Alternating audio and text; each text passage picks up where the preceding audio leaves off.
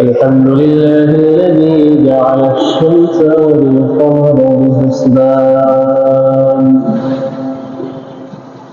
والنجم والشجر يسجدان وفضل زمانا على زمان كما فضل مكانا على مكان وإنسانا على إنسان ونشهد أن لا إله إلا الله وحده لا شريك له ونشهد أن سيدنا وسندنا وحبيبنا وطبيب قلوب ربنا ومولانا محمدا عبده ورسوله أرسله الله تعالى إلى كافة الناس بشيرا ونذيرا وداعيا إلى الله بإذنه وسراجا منيرا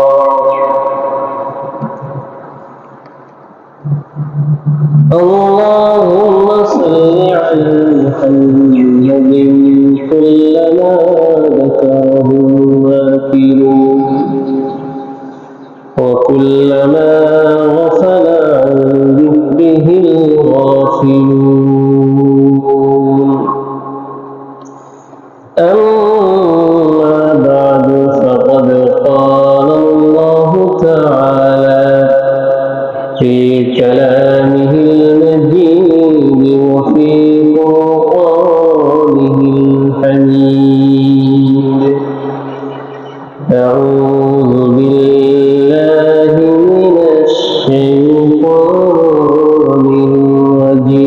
الرجيم بسم الله الرحمن الرحيم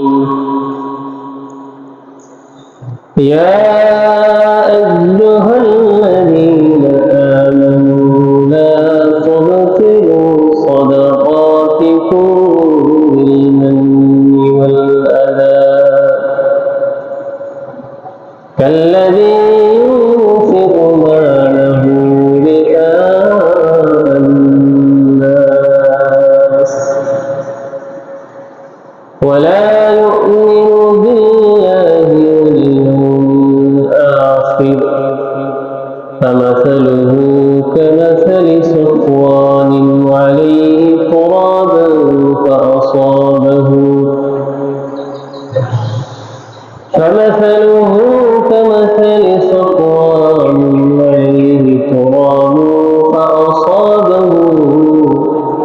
فتركه صلدا لا يقدرون على شيء مما كسبوا والله لا يهدي القوم الكافرين. وعن ثوبان رضي الله تعالى عنه عن النبي صلى الله عليه وسلم أنه قال: لأعلمن أقواما من أمتي يأتون يوم القيامة بحسنات أمثال جبال تهامة بيضاء فيجعلها الله هباء منثورا. قال ثوبان رضي الله تعالى عنه: صفهم لنا وذلهم رسول الله ألا نكون منهم ونحن لا نعلم قال أما إنهم إخوانكم ومن جلدتكم ويأخذون من الليل كما تأخذون ولكنهم أقوام إذا خلوا بمحارم الله انتهكوها أو كما قال النبي عليه الصلاة والسلام আমরা সকলে নবীর মুহাম্মদে দুরূদ করি اللهم صل على محمد وعلى آل محمد كما صليت على إبراهيم وعلى آل إبراهيم إنك حميد مجيد اللهم بارك على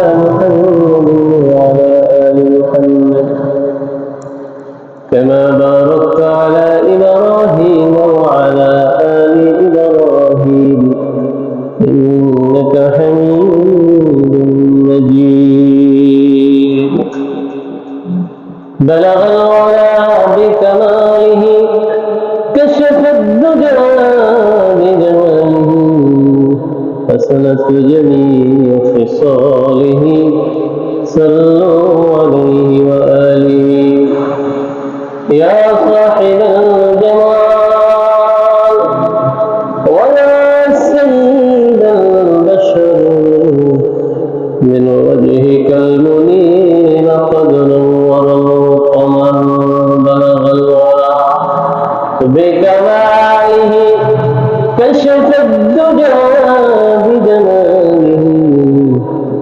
حسنت جميع خصاله صلوا عليه وآله الحمد لله মহান আল্লাহ তাআলার দরবারে অসংখ্য গণিত ও শুকরিয়া যে আল্লাহ পাক রব্বুল আলামিন আমাদেরকে জুমার নামাজ আদায় করার জন্য আল্লাহর ঘরে আসার তৌফিক দিয়েছেন এজন্য আমরা সবাই কালিমাতুল শুকর আদায় করি আলহামদুলিল্লাহ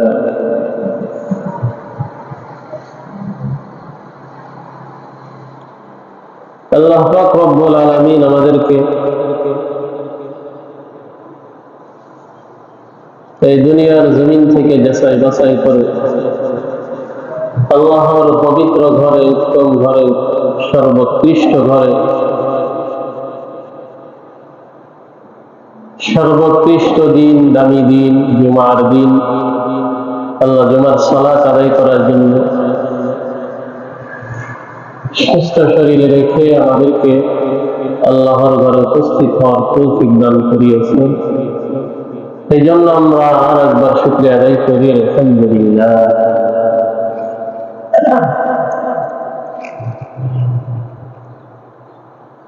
আমরা গত জুমায় আলোচনা করেছিলাম যেসব কারণে আমাদের আমলগুলো নষ্ট হয়ে যায় মূল্যবান নেক আমলগুলো বরবাদ হয়ে যায় সে সম্পর্কে 11টি বিষয় আলোচনা করেছিলাম 11টি বিষয় নিয়ে আলোচনা করব বলেছিলাম কিন্তু পরিপূর্ণ শেষ করতে পারি নাই কিছু আলোচনার অংশ রয়ে গিয়েছিল সেই আলোচনাগুলো আমরা এই জমায় পরিপূর্ণভাবে শেষ করার চেষ্টা করব ইনশাআল্লাহ তো গত জমায় আলোচনা ছিল আমাদের যে 11টি কারণে আমাদের নেক আমলগুলো বরবাদ হয় তার মধ্যে 1 নম্বর আমরা আলোচনা করেছিলাম আল্লাহর আয়াতকে অস্বীকার করলে 2 নম্বর পরকাল অস্বীকার করলে 3 নম্বর প্রদর্শন প্রিয়তার জন্য আমল করলে 4 নম্বর আল্লাহর সাথে শিরিক করলে 5 নম্বর দিনের কোন কাজকে অপছন্দ করলে 6 নম্বর আল্লাহর সন্তুষ্টকে অপছন্দ করলে 7 নম্বর দিনের কাজে বাধা দিলে 8 নম্বর আল্লাহর প্রতি অমূলক কথা বললে 9 নম্বর আল্লাহ তার রাসূলকে অসম্মান করলে এই 9 নম্বর পর্যন্ত আমরা আলোচনা করেছিলাম 9 নম্বর, আল্লাহ তার রাসূলকে কি করলে? অসম্মান করলে। আল্লাহ পাক রব্বুল আলামিন সূরাতুল হুজুরাতের 2 নম্বর আয়াতের মধ্যে উল্লেখ করেছেন,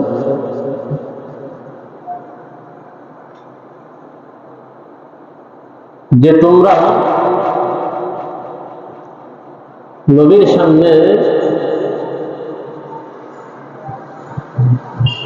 বেয়াদবিমূলক আচরণ, চলাফেরায় হোক, উপদেশে হোক, এগুলো আলোচনা করা যাবে না। বেয়াদবমূলক আচরণ করা সম্পূর্ণভাবে আল্লাহ নিষেধ করে দিয়েছে। যদি করেন তাহলে এটা আল্লাহ তার রাসূলকে অসম্মান করা। আল্লাহ পাক রব্বুল আলামিন বলেছেন, ইয়া আইয়ুহাল্লাযীনা আমানু লা তারফাউ আসওয়াতাকুম ফাওকা সাওতিন নবী। হে ঈমানদারগণ, তোমরা তোমাদের আওয়াজকে নবীর আওয়াজের উপর উঁচু করো। ওয়ালা তাজহারু লাহু বিল কওলি কাজহরি বা'দিকুম লিবা'দ। এবং তোমরা একে অপরের সঙ্গে যেভাবে উচ্চ স্বরে কথা বল, নবীর সামনে সেভাবে কথা বলিও, উচ্চ স্বরে কথা বলিও। যদি করো তাহবাত আ'মালুকুম ওয়া আনতুম লা তাশউরুন। যদি এরকম তোমরা করো তাহলে তোমাদের আমল কি হয়ে যাবে? নষ্ট হয়ে যাবে, বরবাদ হয়ে যাবে। তোমরা উপলব্ধি করতে পারবা, তোমরা বলতে পারবা না যে তোমাদের আমলগুলো কিভাবে নষ্ট হয়ে যাচ্ছে, তোমাদের আমলগুলো কিভাবে বরবাদ হয়ে যাইতেছে, সেটা উপলব্ধি করতে পারবা। এজন্য আমরা আমাদের আমল কিভাবে নষ্ট হচ্ছে সেটা আমরা যদি জানতে না পারি তাহলে আমাদের মতো দুর্ভাগ্য আর হতে পারে। তো বর্তমান যুগে আল্লাহ রাসূলকে অসম্মান করা, এটার অর্থ কি? যারা কোরআন হাদিসকে নিয়ে কটূক্তি করবে, আল্লাহর বাণী নিয়ে অশ্লীল কথাবার্তা বলবে, নবীর জীবনী নিয়ে, নবীর আদর্শকে নিয়ে যারা কটূক্তি করবে, অসম্মান করবে, বিভিন্ন স্ট্যাটাস দিবে, এগুলো করলে আল্লাহ রাসূলকে কি করা হবে? অসম্মান। এই জন্য এগুলো যারা করবে তাদেরকে আমরা আইনগতভাবে তাদেরকে আমরা দৃষ্টান্তমূলক শাস্তির জন্য আবেদন করি, তাদেরকে যেন দৃষ্টান্তমূলক শাস্তি দেওয়া। এই তো গত কয়েকদিন আগেও নবীকে নিয়ে কটূক্তি করেছে, নবীকে নিয়ে গালিমন্দ করেছে, গালাগালাজ করেছে, অশ্লীল ভাষায় কথাবার্তা বলেছে, ফেসবুকে স্ট্যাটাস দিয়েছে। তো জনগণ ধরে গণধোলাই দিয়েছে। জনগণ কি দিয়েছে? গণধোলাই দিয়েছে। এই জন্য এখনো মুসলমান সোজা। এখনো দেখবেন অনেক এলাকা পাড়ায় নবীকে নিয়ে কি করে? কটূক্তি করে, সাহাবাদেরকে নিয়ে গালি দেয়, আল্লাহকে নিয়ে অশ্লীল কথাবার্তা বলে। বলে তো পার পায় না, বলার সঙ্গে সঙ্গে সাধারণ জনগণ কেঁপে যায়, পরে গণধোলাই শুরু করে। কারণ সে গণধোলাইয়ের মতো কাজ করেছে, এই জন্যই তো জনগণ গণধোলাই দিয়েছে। এরকম গণধোলাই দেওয়ার পরে প্রশাসনের হাতে তুলে দিয়েছে, দেখুন আপনার বিচার যা দেখা জনগণ দিয়ে দিচ্ছে। অনেক জায়গায় দেখা যায় গণধোলাই দিতে দিতে একেবারে মেরেই ফেলে। কারণ যেই নাস্তিক, যেই মুরতাদ, যে মুনাফিক ইসলামকে ভালো লাগে না, আল্লাহকে ভালো লাগে না, আল্লাহর নবীকে ভালো লাগে না, যার এগুলো ভালো লাগে না তার দুনিয়ায় বেঁচে থাকার কোন অধিকার না। তোমার কি ভালো লাগে? যে আল্লাহ আমাদেরকে এত সুন্দর করে বানিয়েছে, আসমান জমিন বানিয়েছে, যে নবীর ওসিলায় আমরা দুনিয়া আসতে পেরেছি, যাদের ওসিলায় আমরা দুনিয়াতে শ্বাস নিঃশ্বাস নিতেছি, দুনিয়ায় চলাফেরা করতেছি, তাদেরকে ভালো লাগে। ভালো লাগে তাদেরকে যে পথ অবলম্বন করলে আমি দুনিয়া থেকে নিঃশ্বাস হয়ে যাবে, সেগুলো ভালো লাগে। এই জন্য আল্লাহ পাক আমাদেরকে এই সমস্ত কর্মকাণ্ড থেকে হেফাজত করেন। সবাই বলি আমিন। এটা গেল 9 নম্বর। 10 নম্বর, দান করে খোটা দিলে আমল বরবাদ হবে। কি করে খোটা দিলে? দান করে, সদকা করে খোটা দিলে আমল বরবাদ। যেরকম একজনকে আপনি যাকাতের টাকা দিলে, 20,000 হোক, 50,000 হোক, 1 লাখ টাকা হোক, 10,000 হোক, 5,000 হোক, যতই হোক না কেন, একজনকে যাকাতের টাকা দেওয়ার পরে তার সঙ্গে আপনার একটু মন মালিন্যতা হলো। আপনি বললেন, এই তুই আমার সাথে এরকম কথা বলতেছ, তুই আমার সাথে এরকম করতেছ, মনে নাই তোকে আমি 10,000 টাকা দিছি? বলে কি বলে না? সমাজের মধ্যে আছে না যে আমি এত টাকা দান করলাম, আমার নাম কেন বলা হইল না, অথবা আমার নাম কেন জোরে সরে বলা হলো না, আমাকে কেন পরিচিত করা হলো না, আছে না নাই? এই সমস্ত কর্মকাণ্ড যারা করবে, এর কারণে তাদের আমল বরবাদ। যা দান করেছে কোনো সব পাবে না। এই জন্য এগুলো করা যাবে না। যে 10,000 টাকা থেকে দিচ্ছেন, এটা তো তার, এটা আপনার না। আল্লাহ পাক রব্বুল আলামিন বলেছেন যে তোমার যে ধন সম্পত্তি আছে, এগুলা তুমি যাকাতের হিসাব করবা। যাকাতের হিসাব করে যে 8 খাত আমি আল্লাহ বলেছি, 8টা খাত। যাকাতের কয়টা খাত আছে? 8টা খাত। 8জন ব্যক্তিকে যাকাত দেওয়া যাবে। তোমরা এই খাতে যাকাতের টাকা ব্যয় করবা। তো আমি আমার টাকা তাকে দিতেছি না, তার টাকা আমি তাকে দিতেছি। এই টাকা আমার না, যাকাতের টাকা কি আমার? এটা আমার না, এটা তার হক ছিল, তার অধিকার। এই জন্য তার অধিকার তাকে ফিরে দেওয়া, এটা তারপরে হাসান করা না, তার হক তাকে বুঝিয়ে দেওয়া। এটা তার হক, এটা আমার না। এটা যদি আমি আমার ধন সম্পত্তির সাথে রেখে দিই, তাহলে এটার মধ্যে ধ্বংস অনিবার্য। কারণ আরেকজনের হক আপনার কি সঙ্গে এক করে রেখে দিয়েছে। আপনার আরেকজনের সম্পদ আপনার সম্পদের মধ্যে কি হয়ে গেছে? মিক্সার হয়ে গেছে। যদিও আপনি আপনার সম্পদ মনে করতেছেন, কিন্তু আপনার সম্পদ নয়। এই জন্য বছরে আপনি যাকাত হিসাব করে যাকাতের টাকা দিয়ে দিন। যদি রাখেন, বিভিন্ন ধরনের বালা মুসিবত আসবে, বিভিন্ন ধরনের রোগ ব্যাধি আসবে। একটা আমল সবসময় করবেন, যাদের রোগ ব্যাধি বেশি, যাদের বালা মুসিবত বেশি আসে, তারা এই আমলটা বেশি বেশি করবে, বেশি বেশি দান সৎকা করবে। দেখবেন আপনার সমস্ত রোগ আপনাকে আল্লাহ দূর করে দিয়েছে। সুবহানাল্লাহ। সমস্ত রোগ ব্যাধি, প্রেশার, ব্যবসা বাণিজ্যের মধ্যে লস হয়, ব্যবসা বাণিজ্যের মধ্যে আপনি কি খাইতেছে, বারবার আপনার লস হইতেছে, তখন আপনি বেশি বেশি দান সৎকা করেন, বেশি বেশি দান সৎকা করেন। এটা করার মাধ্যমে কোনো বালা মুসিবত আপনাকে স্পর্শ করতে পারবে না, আপনার ব্যবসা বাণিজ্য ভালোই চলবে। আর যদি দান সৎকা না করেন, যাকাতের টাকা যদি না দেন, তো যে আপনি দেখবেন এমন এমন বড় বড় ব্যবসায় মার খেয়ে যাবে, আপনার কল্পনা আসবে না, আরে আমার তো এটা হওয়ার কথা ছিল, কেমনে হয়ে গেল? ওই যে আরেকজনের সম্পত্তি আপনার সম্পত্তির মধ্যে অ্যাড হয়ে রয়েছে, ওগুলো আপনি দান করেন না, এই জন্য আপনার উপরে এত বালা মুসিবত আসতেছে। এই জন্য আল্লাহ পাক নবী বলছেন, হে আলী, বারিদু বিসসাদাকা, তুমি তাড়াতাড়ি করে সদকা দিয়ে দাও, তাড়াতাড়ি সদকা দিয়ে দাও, ওগুলো জমা রাখিও না। কেন? ফাইন্নাল বালাআ লা ইয়াতাখাত্তাহা, কারণ দান সদকা দেওয়ার মাধ্যমে বালা মুসিবত তোমাকে গ্রাস করতে পারবে না। সুবহানাল্লাহ। বিপদ আপদ তোমাকে স্পর্শ করতে পারবে না। যদি তুমি সদকা না করো, তো বালা মুসিবত, বিপদ আপদ, এগুলো সব তুমি আরো টেনে আনতেছ, চুম্বকের মধ্যে টেনে আনতেছ। এই জন্য আমাদেরকে আমাদের দান সদকা গুলো করে দিতে হবে।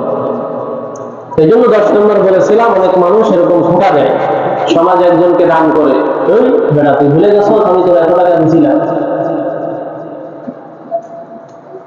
এই যে এই সমস্ত কথা বলবে, তাকে পাল্টা জবাব দিয়ে দিবে, আরে বেটা অত টাকা আমার টাকা, ওরা কার টাকা?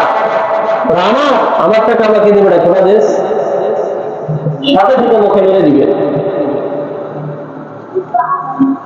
যে তুমি তোমার টাকা দাও না, কিন্তু আমার টাকা আমাকে দিয়ে দিছো। এই জন্য দান করে খোটা দিলে আমল কি হয়ে যাবে? বরবাদ হয়ে যাবে। এই কাজ আমাদের করা যাবে না। আল্লাহ পাক রব্বুল আলামিন সূরাতুল বাকারা 264 নম্বর আয়াতের মধ্যে বলতেছে, ইয়া আইয়ুহাল্লাযীনা আমানু ইয়া আইয়ুহাল্লাযীনা আমানু লা তুবতিলু সাদাকাতিকুম বিল মান্নি ওয়াল আযা। হে ইমানদারগণ, তোমরা তোমাদের আমলগুলোকে বরবাদ করে দিও না, তোমরা তোমাদের আমলগুলোকে নষ্ট করে দিও না, তোমরা তোমাদের দান সদকাগুলোকে নষ্ট করে দিও না খোঁটা এবং কষ্ট দেওয়ার মাধ্যমে। খোঁটা এবং কষ্ট দেওয়ার মাধ্যমে তোমরা তোমাদের সদকাগুলোকে নষ্ট করে দিও না, বাতিল করে দিও না। ওই ব্যক্তির মতো কাল্লাযী ইউনফিকু মালাহু রিআআন নাস, ওই ব্যক্তির মতো যে ব্যক্তি আল্লাহর রাস্তায় দান করে, যে ব্যক্তি তার ধন সম্পত্তি দান করে মানুষকে দেখানোর জন্য, ওয়ালা ইউমিনু বিল্লাহি ওয়াল ইয়াউমিল আখির, এবং সে আল্লাহ এবং পরকালকে বিশ্বাস করে না, ওই ব্যক্তির মতো তুমি তোমার সদকাগুলোকে দান খয়রাতগুলোকে নষ্ট করে দিও না। তার দৃষ্টান্ত হলো ফামাসালুহু কামাসালি সাফওয়ান, এমন মসৃণ পাথরের মতো,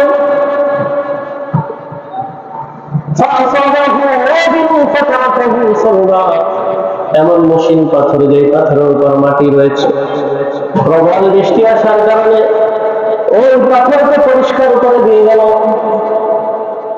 যেরকম পাথরের উপর অনেক মাটি ছিল, প্রবল বৃষ্টি আসার কারণে পাথর পরিষ্কার হয়ে গেল। তুমিও যদি দান করার পরে মানুষকে খোঁটা দাও, দান করার পরে মানুষকে কষ্ট দাও, তাহলে তোমার আমল ওই পাথরের মতো পরিষ্কার হয়ে যাবে। বলেন নাউযুবিল্লাহ।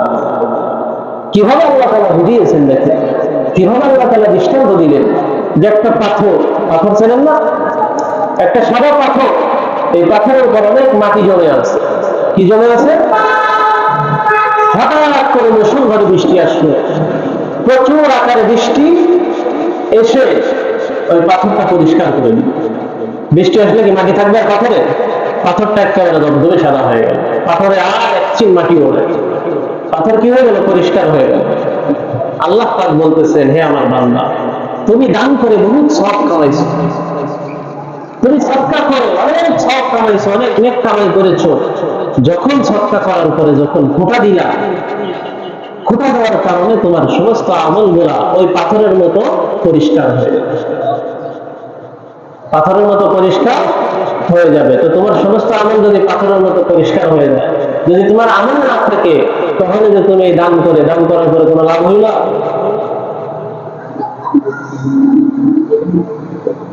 এই জন্য দান করে খোঁটা দেওয়া যাবে। দান করে খোঁটা দিলে আমার আমল সব কি হয়ে যাবে? নষ্ট হয়ে যাবে। আমল কি হয়ে যাবে? আমল নষ্ট হয়ে যাবে। এই আমল দিয়ে আল্লাহর দরবারে কিছু পাওয়া যাবে। আল্লাহ বলতেছেন, লা ইয়াকদিরুনা আলা শাইইন ইল্লা কাসাবু, তোমরা যে আমল করেছো, এই আমল দিয়ে আমার কাছে কোনো ক্ষমতা খাটাইতে পারবে না। তোমাদের আমলের মধ্যে কোনো সক্ষম হবে না, তোমরা কোনো কিছু করার মধ্যে সক্ষম হবে না, কারণ এই আমল করে আমার কাছ থেকে কিছু পাওয়া যাবে না। তুমি দান করে কাউকে খোঁটা দিছো, এই খোঁটা দিয়ে আমার কাছ থেকে কিছুই পাবা না। যে কোনো বিষয় হোক, আমরা কেউকে দিলে এটা খোঁটা দিব না, আমার সাথে তার সাথে দ্বন্দ্ব হয়েছে, দ্বন্দ্ব হওয়ার সাথে সাথে সব কিছু বের হয়ে যায়। তোরে গত বছর আমি টাকা দিচ্ছি, বুঝে গেছিস? তোরে গত বছর জায়গাতে টাকা দিছি, তোরে গত বছর জায়গাতে লুঙ্গি দিছি, তোরা আজকে তুই আমার সাথে এরকম করতেছ, আসলে নাই? এইগুলা বললে আপনার সব শেষ। এই জন্য আল্লাহর রাস্তায় এগুলা বলা যাবে। তার টাকা তাকে দিয়ে দিয়েছেন, ওটা তার টাকা, ওটা আমার টাকা, তার টাকা আমার সম্পদের মধ্যে ছিল। আমার সম্পদ যতটুকু যাকাত হিসাব করে যতটুকু থাকবে ওটা আমার সম্পদ, আর এর বাহিরে যা থাকবে ওটা আমার না, ওরা রাখা যাবে। যদি রাখেন বলেছি বিপদে বাধা আসবে, ব্যবসায় লস খাবে। আর যদি দিয়ে দেন আল্লাহ হেফাজত করবে, আল্লাহ বরকত দান করবে, বরকত দিবে। এই জন্য এগুলো আমরা জমা রাখবো না, হিসাব করে গরিবকে গরিবের টাকা তার হাতে পৌঁছাই দিব, আর কখনো খোঁটা দিব না। আল্লাহ আমাদের সবাইকে হেফাজত করে, সবাই আমিন। এটা গেল কয় নাম্বার? 10 নাম্বার। 11 নাম্বার, 11 নাম্বার এই গুণাটা, এই কাজটা আমরা সবাই করে থাকি। কেউ আমার থেকে কিনা বেঁচে থাকতে পারি না, 11 নম্বর হলো গোপনে পাপ করলে আমল নষ্ট হয়ে যায়। কি করলে? সবাই বলেন গোপনে, বলেন না সবাই, গোপনে পাপ করলে, গোপনে গুনাহের কাজ করলে আমাদের আমল বরবাদ হয়ে যায়। এত কষ্ট করে আমল করতেছি, এত কষ্ট করে আমরা নেক জমাইতেছি, এই নেক কাজগুলো আমাদের গোপনে পাপ করলে সব নষ্ট হয়ে যায়। গোপনে পাপ করার কারণে কি হয়ে যায়? ইবনে মাজাহ হাদিসের নাম, হাদিসের কিতাবের নাম ইবনে মাজাহ, 4245 নম্বর হাদিস, 4245 নম্বর হাদিস। আল্লাহ নবী সাহাবী সাওবান রাদিয়াল্লাহু তাআলা বর্ণনা করতেছে, আন সাওবান রাদিয়াল্লাহু তাআলা আনহু আনিন নবী সাল্লাল্লাহু আলাইহি ওয়াসাল্লাম আন্নাহু ক্বাল, সাওবান রাদিয়াল্লাহু তাআলা বলছেন, আল্লাহ পাক হযরত মুহাম্মদ রাসূলুল্লাহ সাল্লাল্লাহু আলাইহি ওয়াসাল্লাম আমাকে বলছেন, لأعلمن قوما من أمتي يأتون يوم القيامة بحسنات। হে দুনিয়ার আমার সকল উম্মত, আমার উম্মতের মধ্যে এমন কিছু লোক আছে যারা কাল কিয়ামতের ময়দানে বিশাল নেকির পাহাড় নিয়ে উপস্থিত হবে। বিহাসানাতি আমসালি জিবালি তিহামাত বাইদা, তিহামা নামক সাদা পর্বতের মতো বিশাল বিশাল পাহাড়, আমলের পাহাড় নিয়ে আল্লাহর দরবারে উপস্থিত হবে। নবীজি বলতেছেন যে আমার উম্মতের মধ্যে এমন লোক যারা তিহামা নামক সাদা পাহাড়, বড় বড় পাহাড়, এই পাহাড়ের মতো আমল নিয়ে তারা কিয়ামতের দিন হাজির হবে, কিয়ামতের দিন উপস্থিত হবে। এত বড় বড় আমল নিয়ে আল্লাহর কাছে যাবে, এত পাহাড় পরিমাণ আমল নিয়ে আল্লাহর দরবারে উপস্থিত হবে। আল্লাহ তাআলা এগুলা দেখে বলবে, ফায়াজআলুহুল্লাহু হাবাআন মানসুরা, এত বিশাল বিশাল পাহাড়ের মতো আমল, এগুলাকে আল্লাহ পাক রব্বুল আলামিন বিক্ষিপ্ত ধূলিকণার মতো পরিণত করে দিবেন। বলেন নাউযুবিল্লাহ। বিক্ষিপ্ত ধূলিকণা, এই ধুলার কোনো দাম আছে? যে ধুলা বাতাসে ওড়ে, মানুষকে ক্ষতি ছাড়া উপকার আসে? বলেন না সবাই, ক্ষতি ছাড়া উপকার আসে? আল্লাহ তাআলা এই পাহাড় পরিমাণ বিশাল আমলগুলোকে এই বিক্ষিপ্ত ধূলিকণায় পরিণত করে দিবেন। যে যা, এই তোমার আমল আমার কাছে কোনো দাম না। কেন এই কাজটা আল্লাহ করলেন? শোনেন, আল্লাহ নবী যখন এই কথা বললেন, তখন সাহাবী বলতেছে, ইয়া রাসূলুল্লাহ সিফহুম লানা ওয়া জাল্লিহুম লানা, ইয়া রাসূলুল্লাহ এই সমস্ত লোকের বর্ণনা একটু আমাদেরকে দিন, যাতে আমরা এর থেকে হেফাজতে থাকতে পারি। আল্লাহ নাকুনা মিনহুম ওয়া নাহনু লা না'লামু মিনহুম ইয়া রাসূলুল্লাহ, তাদের বর্ণনা আমাদেরকে দেন, আমরা যেন ওয়াজানতে হলে তাদেরকে আমরা যেন আমাদের অন্তর্ভুক্ত না করি, ওয়াজানতে হলে রাসূলুল্লাহ আমরা যেন তাদের দলভুক্ত না হই। আমাদেরকে একটু বিস্তারিত তাদের বর্ণনা দেন, বিস্তারিত ভাবে তাদের একটু বর্ণনা আমাদেরকে দিয়ে দেন। আল্লাহ নবী বললেন, অবশ্যই, আনা ইন্নাহুম ইখওয়ানুকুম আও মিন জিলদাতিকুম, হে আমার সাহাবী, তারা অন্য কেউ নয়, তারা তোমাদের ভাই। তারা তোমাদের কি ভাই? ওয়া মিন জিলদাতিকুম, তারা তোমাদের সমতুল্য, তোমাদের বংশের, তোমাদের ভাই, তোমাদের সাথে উঠাবসা করে, তারাই হলো তোমরা। ওই সমস্ত লোক তারা তোমাদের বাহিনী নয়, তারা তোমাদের কি ভাই, তারা তোমাদের সমপ্রিয়। তো সাহাবী আশ্চর্য হয়ে গেলেন, ইয়া রাসূলুল্লাহ কি বললেন? এত বড় বড় বিশাল পাহাড় নিয়ে, আমাদের পাহাড় নিয়ে উঠবে, আল্লাহ পাকের কাছে কোনো দাম নাই, অথচ তারা আমাদের ভাই, তারা আমাদের বংশীয়। আল্লাহ এগুলাকে বিক্ষিপ্ত ধূলিকণায় পরিণত করবে। আল্লাহ নবী তাদেরকে, আল্লাহ নবী সাহাবী তাও বিস্তারিত বলতেছেন, ওয়ায়াখুযুনা মিনাল লাইলি কামা তাখুযুন, রাত্রে তোমরা দাঁড়িয়ে দাঁড়িয়ে ইবাদত করো, তারাও তোমাদের মতো দাঁড়িয়ে দাঁড়িয়ে ইবাদত করে। রাত্রে তোমরা তাহাজ্জুদ করো, তারাও তোমাদের সাথে তাহাজ্জুদ করে, তারা তোমাদের সাথে তাহাজ্জুদ করে। তাহলে আমাদের সাথেই তারা থাকে, আমাদের সাথেই তারা উঠাবসা করে, আমাদের মতোই তারা ইবাদত করতেছে, কিন্তু তাদের এই ইবাদত আল্লাহর কাছে কোনো কি আসতেছে না, কাজে আসতেছে না। কেন কাজে আসতেছে না? আল্লাহ নবী বলতেছেন, ওয়ালাকিন্নাহুম ইখওয়ানুকুম ওয়ালাকিন্নাহুম আকওয়ামুন ইযা খালু বিমাহারিমিল্লাহি তাহাকুহা। আল্লাহ নবী বলছেন, তাদের আমল এই জন্য কাজে আসতেছে না, তারা তোমাদের ভাই, তোমাদের সহপ্রিয়, তারা তোমাদের সাথে ইবাদত করে, তোমাদের সঙ্গে তাহাজ্জুদ পড়ে, তোমাদের সঙ্গে 5 ওয়াক্ত সালাত আদায় করে, তোমাদের সঙ্গে সমাজের মধ্যে ভালো কাজ করে, তোমাদের সাথে কাঁধে কাঁধ মিলিয়ে ভালো কাজগুলো করে। কিন্তু সমস্যা একটা, যখন তোমাদের সাথে তারা একসাথে থাকে ভালো কাজ করে, যখন তারা তোমাদের থেকে আড়াল হয়ে যায়, গোপনে চলে যায়, তখন তারা আল্লাহর বড় বড় নিষিদ্ধতম কাজের মধ্যে লিপ্ত হয়ে যায়। তোমাদের সাথে যখন থাকে তারা খুব ভালো কাজ করে, আর যখন তোমাদের থেকে আড়াল হয়ে যায়, যখন তারা গোপনে চলে যায়, তখন বিশাল বড় কাজ করে ফেলে, যেগুলো করলে আল্লাহ নারাজ হয়ে যায়, সেই কাজগুলোর মধ্যে তারা লিপ্ত হয়ে যায়। কিন্তু তোমরা জানো না, তোমরা তো মনে করতেছো বড় বিশ্বাস, আল্লাহর ওলি দুনিয়ার মধ্যে মনে এত ভালো মানুষ আর হতে পারে না, এত ভালো মানুষ তিনার মতো ভালো মানুষ আল্লাহর জমিন আর নাই, কিন্তু সে গোপনে এমন এমন কাজ করতেছে, যদি আপনি জানতেন তাহলে তাকে জুতা পিটা করতেন। জুতার কথা বললে সমস্যা, আল্লাহ কেমন কেমন মধ্যে এসে গেল আর কি। কিছু মানুষের চুল খায়, জুতার কথা শুনলে কি খায়? চুল খায়, এই জন্য বলতে চাই না, তারপর মুখ দিয়ে এসে গেছে। অবশ্যই আমাদের এই কাজ করতে মনে চাইতো, এত ভালো ভালো মানুষ আমাদের সঙ্গে এত ভালো কাজ করতেছে, কিন্তু সে গোপনে এত বড় বড় পাপ কাজ করতেছে, তো আমার জুতা আমার পায়ে থাকতো না, অটোমেটিকলি সে জুতাই আমার হাতে চলে আসতো, অটোমেটিকলি আমার নেওয়া লাগতো না। চিন্তা করছে এই গোপন কাজ থেকে আমরা বাঁচবো কেমনে, এই গোপন পাপ থেকে আমরা কিভাবে বাঁচবো? আল্লাহ নবী বলছেন যে এত বিশাল বিশাল পাহাড়ে মতো আমল এসে উপস্থিত হবে, কিন্তু তার আমল কোনো কাজে কেন কাজে আসবেন? ওই যে সে আমাদের সঙ্গে ভালো কাজ করছে, কিন্তু যখন সে একা একা হয়ে গেছে, গোপনে চলে গেছে, তখন সে বড় বড় পাপ কাজ করে ফেলেছে। এই পাপ কাজ থেকে সে তওবা করে নাই, কি করে নাই? এই অবস্থায় মারা গেছে। তাহলে সে এই অবস্থায় মারা যাওয়ার কারণে তার আমলগুলা কি হয়ে গেল? বরবাদ হয়ে গেল। এই আমল কোনো কাজ হবে না। 11 নম্বর কি বলেছি? গোপনে পাপ করলে আমল কি হয়ে যায়? বরবাদ হয়ে যায়। 11টা বিষয়। আরেকটা বিষয় আমি আমার পক্ষ থেকে বলতেছি, আরো বহুত বিষয় আছে যেগুলো করলে আমল বরবাদ হয়ে যায়। আরেকটা হলো গীবত করলে। কি করলে? গীবত শিকায়ত করলে কি হয়ে যায়? আমল বরবাদ হয়ে যায়।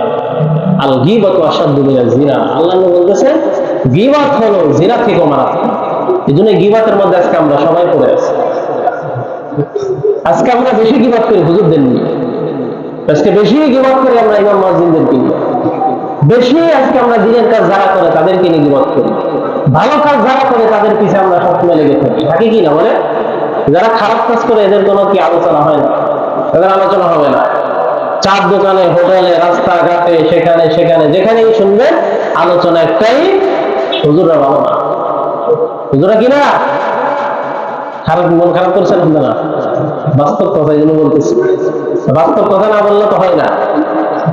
চার দোকানে দুইজনে বসছে, আলোচনা কি?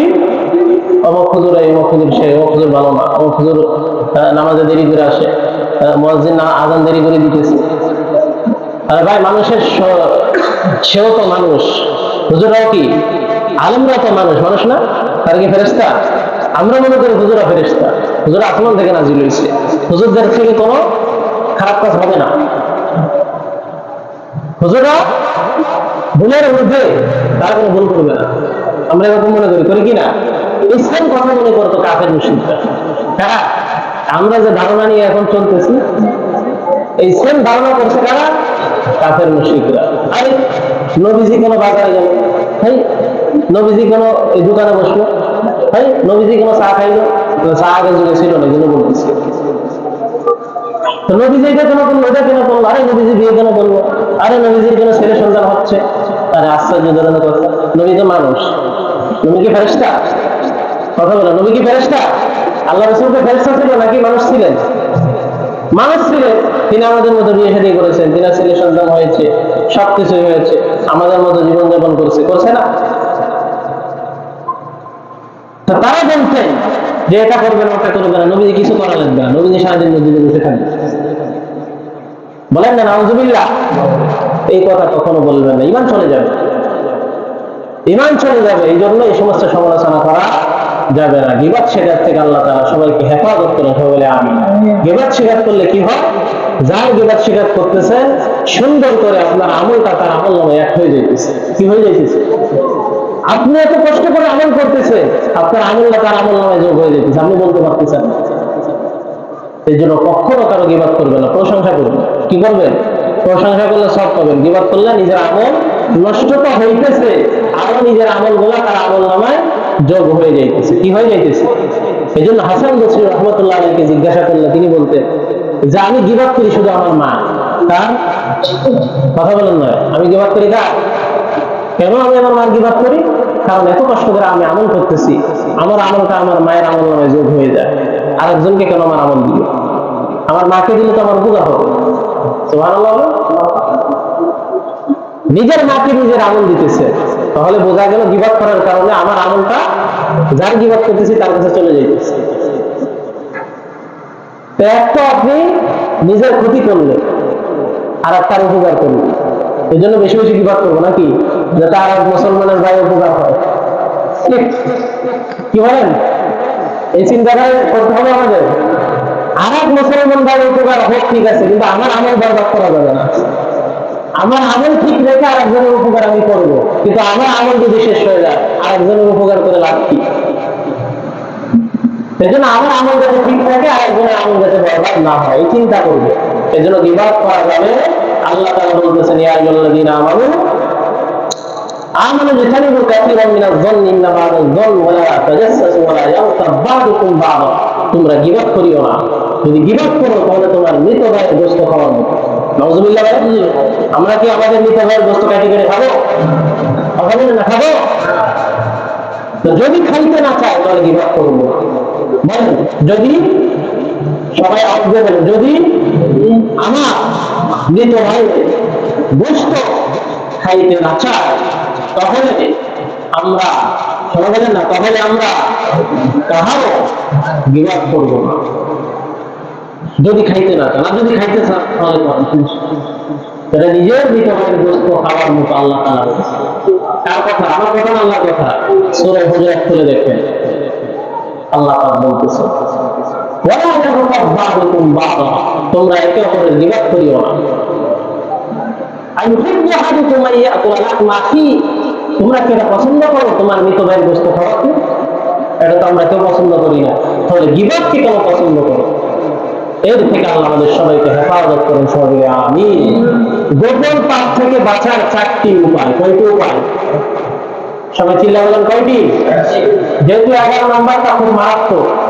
গোপন পাপ, গোপন পাপ থেকে আমরা সবাই জড়িত। গোপন পাপের মধ্যে কেউ বলতে পারবে না যে আমি গোপন পাপ করি। ছোট হোক বড় হোক সবাই লিপ্ত আছি আমরা। মানুষ প্রকাশ্যে পাপ করে না, গোপনে পাপ বেশি করে। কারণ প্রকাশ্যে পাপ করলে তো সে চরিত্র তো মানুষের জাহিরি করে দিল, প্রকাশ করে দিল, তো মানুষ তো সমাজে আপনাকে ভালো মনে করবে না। অনেক ভালো মানুষ আছে যারা গোপনে বড় বড় পাপ করতেছে না। এই জন্য গোপনে পাপ থেকে বাঁচার কয়টি উপায়? 4টি উপায়। মনোযোগ দিয়ে শুনবে এবং মুখস্থ রাখবে। 1 নম্বর, নিজের নফসের সাথে যুদ্ধ করবে। নিজের মনের সঙ্গে কি করবেন? যুদ্ধ করবেন। কি করবেন? যদি যুদ্ধ করতে না পারেন তাহলে গোপন বাঁচতে পারবেন না। তাহলে 1 নম্বর, নিজের নফসটা চাইবে কিন্তু করতে দেওয়া যাবে না। নিজের অন্তর চাইবে খারাপ কাজ করতে দেওয়া যাবে না। নিজের অন্তর চাইবে আল্লাহর সঙ্গে যুদ্ধ করার জন্য। গোপনে পাপ করা মানে আল্লাহর সঙ্গে কি করা? যুদ্ধ করা। এই জন্য গোপনে পাপ করা থেকে অন্তরকে বোঝানো, হে অন্তর, হে মন, গোপনে পাপ করা যাবে না। এটা ভালো না, এটা খারাপ। অন্তরের সঙ্গে যুদ্ধ করা। আল্লাহ পাক রব্বুল আলামিন সূরা শামসের মধ্যে বলতেছে ওয়া নাফসিন ওয়া মা সাওয়াহা। আল্লাহ পাক অন্তর সৃষ্টি করেছেন এবং তাকে সুশোভিত করেছেন, সুইচ্ছা করেছেন। ফাআলহামাহা ফুজুরাহা ওয়া তাকওয়াহা। অন্তর সৃষ্টি করার পর আল্লাহ তাকে ভালো জ্ঞানও দিয়েছে, খারাপ জ্ঞানও দিয়েছে। অন্তরকে ভালো বোঝানো জ্ঞান দিয়েছে, খারাপ বোঝানো জ্ঞান আল্লাহ তাআলা তাকে দিয়েছে। এখন কি করতে হবে? ভালোটা বাদ দিয়ে খারাপটা গ্রহণ করবেন নাকি? আল্লাহ বলতেছেন قد أفلح من زكاها। সেই ব্যক্তি কামিয়াব, সেই ব্যক্তি সফলকাম যে তাকে পরিশুদ্ধ করেছে, যে তার অন্তরকে পরিষ্কার করেছে, যে তার অন্তরকে পরিশুদ্ধ করেছে। সেই ব্যক্তি বিপদগামী, সেই ব্যক্তি ক্ষতিগ্রস্ত যে তার অন্তরটাকে কলুষিত করেছে, যে তার অন্তরটাকে পাপ কাজে নিয়োজিত করেছে। তাহলে আল্লাহ স্পষ্ট বুঝিয়ে দিলেন, আমার বান্দা, তুমি গোপনে যখন থাকবা তোমার অন্তরের সঙ্গে যুদ্ধ করবা। হে অন্তর, তুমি আল্লাহ জানিয়েছেন, আল্লাহ তোকে ভালো মন্দ বোঝার তৌফিক দিয়েছেন, এই জন্য তুমি মন্দ কাজ করতে পারবা না। এই খারাপ কাজটা করলে আল্লাহ নারাজ হয়ে যাবে, এটা করা যাবে না। এই খারাপ কাজ করলে আল্লাহ গুসা হয়ে যাবে, এটা করা যাবে না। মানুষের গীবত করলে আল্লাহ নারাজ হয়ে যায়, এটা করা যাবে না। এই সমস্ত কাজ থেকে অন্তরকে বোঝাবেন, অন্তরকে বোঝাবেন, অন্তরের সঙ্গে যুদ্ধ করবেন। হে অন্তর, যদি তুমি খারাপ কাজ থেকে বাঁচতে পারো তাহলে তুমি আল্লাহ তাআলার প্রিয় বান্দা হতে পারবা। এভাবে অন্তরকে বোঝাবে, এভাবে নির্জনে বসে বসে অন্তরের সঙ্গে যুদ্ধ করবে। কি করবে? এক নম্বর, অন্তরের সঙ্গে কি করা? যুদ্ধ করা, অন্তরকে বোঝানো, নিজেকে নিজে বোঝানো। দুই নম্বর, লজ্জা বোধ করা। কি বলা? লজ্জা করা, লজ্জা। এই লজ্জা করবে না, এই পাপ কাজটা আমি করতেছি। যদি আমার সম্মানিত বড় ভাই দেখে, যদি আমার এলাকার অনেক ব্যক্তি যদি দেখে, তাহলে কি মনে করবে? হাই হাই, সি সি সি, তুমি এই কাজ করো। লজ্জা পাওয়া যে আমি এই কাজটা, যখন যে কাজটা করতেছি, এটা সমাজের মধ্যে অথবা আমার ফ্যামিলির লোকের মধ্যে করতে আমার শরম লাগবে। কি লাগবে? শরম লাগবে। তুমি শরম পাইতেছে, এই লজ্জা আনা নিজের মধ্যে। আরে আমি এই কাজ করলে তো আল্লাহ তাআলা দেখতেছে। শরমের কাজ, লজ্জার কাজ। সমাজের মানুষ দেখলে শরম পাবে, আমি নিজেও লজ্জা পাবো। তো নিজের মধ্যে লজ্জা বোধটা জাগ্রত করা। আল্লাহ নবীর হাদিস, ক্বালা রাসূলুল্লাহ সাল্লাল্লাহু আলাইহি ওয়াসাল্লাম, ইস্তাহিয়াল্লাহ, হে আমার উম্মত, তোমরা আল্লাহ তাআলাকে লজ্জা করো, আল্লাহ তাআলাকে লজ্জা পাও, আল্লাহ তাআলাকে বেশি বেশি লজ্জা করো। কিভাবে? ইস্তাহিয়া আরদুন বিহাইবাতি মিন আহলি, যেরকম তুমি তোমার পরিবারের বড় ভাই ব্রাদার, বড় মানুষদেরকে তুমি লজ্জা পাও, ঠিক তেমনি ভাবে আল্লাহ তাআলাকে লজ্জা পাও। তাহলে গোপনে তোমার কাছে গুনাহ করা সম্ভব হবে না। এজন্য গোপনে আমরা কি করব? নিজের মধ্যে লজ্জা জাগ্রত করবো। আরে এই কাজ করতেছে, আল্লাহ দেখলে কি বলবে? নিজের মধ্যে লজ্জা জাগ্রত করা। এই যে এখন দেখা যাইতেছে ইরান ইসরায়েলের মধ্যে লাগছে না? অটেন লেগে গেছে, রকেটের বড় রকেট মারতেছে ইরান ইসরায়েল, মারতেছে কি মারতেছে না? কি করে আকীদাগত মানুষের মধ্যে থাকতে পারে? ইরানের সাথে আমাদের, শিয়াদের সাথে আমাদের কি আকীদাগত ভিন্নতা থাকতে পারে, কিন্তু তারা তো আকীদা দেখতেছে, তারা লিবাস দেখতেছে। লিবাস কি? বিধর্মীকে আকীদা বুঝতেছে। কি ওয়াহাবি কি সুন্নি, ওয়াহাবিদেরকে বাদ দিয়ে সুন্নিদের মারতেছে, সুন্নিদেরকে বাদ দিয়ে ওয়াহাবিদের মারতেছে, শিয়াদেরকে বাদ দিয়ে মুসলমানদেরকে মারতেছে। এরকম নাকি গণহারে মারতেছে? তা আপনি কেন ভাগাভাগি করতেছে? তার হিসাব আল্লাহ তার কাছে দিবে, তার হিসাব আল্লাহর কাছে সে দিবে। আপনি আপনার আকীদা সহি করেন। যাই হোক না কেন, এখন যখন ইরান ইসরায়েলে হামলা করতেছে, সমস্ত মুসলিম রাষ্ট্রগুলোকে ইরানের পক্ষ নেওয়া জরুরি হয়ে গেছে। হয়েছে কিনা বলেন? কিন্তু কিছু মুনাফিক প্রকাশ্যভাবে এসে এক কথা বলবে, গোপনে গোপনে ইহুদিদের গায়ে হাত মিলায়। আছে না? নাই? গোপন ভাব করতেছে না তারা? প্রকাশ্যভাবে হুমকি দিতেছে, আরে আমরা আছি ইসরায়েলে, ইরানের পাশে আমরা আছি, আমরা সর্বাধিকভাবে আমরা ইরানকে সাপোর্ট দিই, ইরানকে কি করবো? সাহায্য করবো। কিন্তু গোপনে গিয়া ইসরায়েলের তাল ছাড়তেছে কিনা? গোপনে গিয়ে আমেরিকার পা ছাড়তেছে কিনা? আছে না? মুসলমানের মধ্যে চূড়ান্ত প্রকাশ্য মুনাফিক। চিনে রাখেন, এগুলাকে চিনে রাখবে, কাজে আসবে। আল্লাহর নবীর হাদিস বুখারী শরীফে, قال رسول الله صلى الله عليه وسلم ان شر الناس ذو الوجهين, মানুষের মধ্যে সবথেকে নিকৃষ্ট ওই মানুষ যার মুখ দুইটা। যার মুখ কয়টা? দুইটা। দুই মুখওয়ালা মানুষ আসেনি? এনে দুই মুখ মানে দুই রকম কথা বলে। কয় রকম কথা বলে? প্রকাশ্যভাবে এসে মানুষের সামনে এক কথা বলছে, আবার গোপনে গিয়ে ওই যে ইহুদি খ্রিস্টানদের তালওয়া চাটতেছে, পা চাটতেছে। আছে না নাই? এই সমস্ত মুনাফিকদেরকে আল্লাহ তাআলা অবশ্যই আল্লাহর আযাব দিয়ে তাদেরকে শিক্ষা দিবে। অবশ্যই কি দিবে? শিক্ষা দিবে। এই জন্য যে ইসরায়েল ফিলিস্তিনি ছোট ছোট বাচ্চাদেরকে যেভাবে বোমার বৃষ্টি ছুড়েছে, আমরা বলেছিলাম না অতি সত্যের দেখবেন তাদের উপরও বোমার বৃষ্টি আসবে না? এখন দেখেন মিসাইলের পর মিসাইল ইসরায়েল পড়তেছে, এখন বোঝা যাইতেছে না আর এটা কি ইসরায়েল না গাজা, বোঝা যাইতেছে ধ্বংসস্তূপে পরিণত হয়ে গেছে। এবং ইরান হুঁশিয়ারি দিছে আমেরিকাও যদি সরাসরি যুদ্ধে জড়িত হয়ে যায় তাহলে আমরা তো আমাদের অস্ত্র ভান্ডার এখনো খুলি নাই, যেগুলা মারতেছে ওগুলা কি কোন রকম মারতেছে আর কি, এখনো আমরা পরিপূর্ণ আমাদের অস্ত্র খুলি না, যদি খুলি ইসরায়েলকে পৃথিবীর মানচিত্র থেকে পুরা মুছে ফেলবে। এই ক্ষমতা আছে না নাই ইরানের? বলেন আছে না নাই? এই জন্য তারা যেহেতু ইসরায়েলে হামলা করতেছে, সমস্ত মুসলিম বিশ্বকে এখন এক হয়ে তাদেরকে সাপোর্ট করতে হবে। কি করতে হবে? তাদেরকে শক্তি দিতে হবে, যাতে এই বিধর্মীরা ইহুদি খ্রিস্টানরা বুঝতে পারে না এখন যদি আমেরিকা চিন্তা করবে হ্যাঁ এখন যদি আমরা হামলা করি তাহলে সমস্ত মুসলিম বিশ্ব আমাদের উপর ঝাঁপাই পড়বে। তো সবাই যদি একত্রিত ঝাঁপাই পড়ে আমেরিকাকে আর খুঁজে পাওয়া সামান্য আফগানিস্তানের কাছে তারা দুর্বল, আর সবাই যদি একত্রিত হয়ে যায় তাহলে আমেরিকা তাদের সামনে আর কি কিছু করার সাহস পাবে? কি ব্যালিস্টিক বোমা না কি ফেলাবে বলে এগুলো পাবে? সুযোগ পাবে? আর পাবে না। এই জন্য আমাদের আকুল আবেদন থাকবে, আমরা আমাদের প্রত্যেকের দিক থেকে যারা ফেসবুক অনলাইনে আছে স্ট্যাটাস দিয়ে দিব যে আমরা এখন চাই পুরো মুসলিম বিশ্ব হয়ে যায়, সবাই একত্রিত হয়ে এই ইহুদি খ্রিস্টানদের বিরুদ্ধে যুদ্ধ করব। সবাই আমরা চাই কি চাই না? যেভাবে তারা মুসলমানদেরকে নিধন করেছে ঠিক তেভাবে তাদেরকে নিধন করা হবে। এই জন্য বিধর্মী যেভাবে আসবে তাকে সেভাবে প্রতিহত করতে হবে। আল্লাহ সবাইকে তৌফিক দান।